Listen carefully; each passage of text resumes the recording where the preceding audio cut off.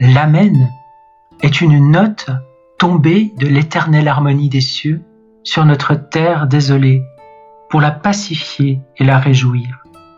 Ce cantique exprime en un seul mot l'acquiescement filial, soumis, confiant, généreux et plénier du cœur fidèle à tous les desseins de la providence et à toutes les dispositions de Dieu.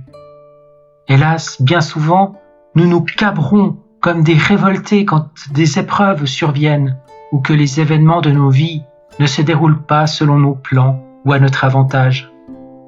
C'est oublier un peu vite que Jésus, de son incarnation à son dernier soupir, a toujours dit « Amen » à la volonté de son Père.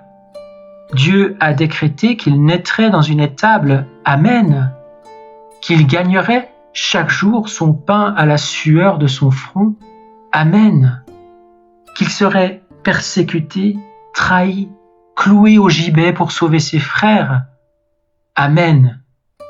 Le chemin était rude, le calice amer, les angoisses poignantes, et pourtant, le cœur de Jésus, dans sa filiale obéissance, n'a fait que se soumettre dans un Amen continu. Qui peut troubler celui qui dit Amen à tout ce que Dieu ordonne?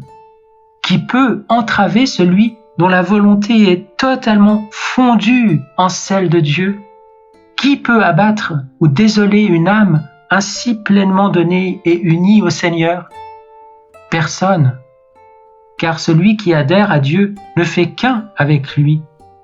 C'est ce qu'ont expérimenté tous les saints, participant en quelque sorte à l'immortalité divine. L'âme est équilibrée dans toutes ses puissances. Elle triomphe de tous les obstacles. Elle règne victorieusement sur le monde et sur elle-même, affermie qu'elle est dans la paix.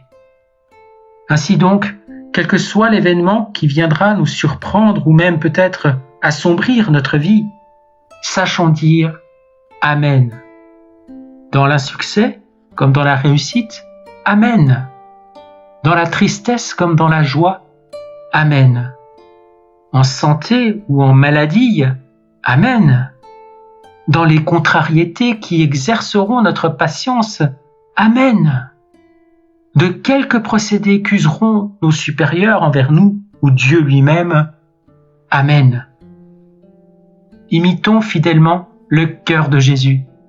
Nous en tirerons une paix et une liberté incomparables. Amen.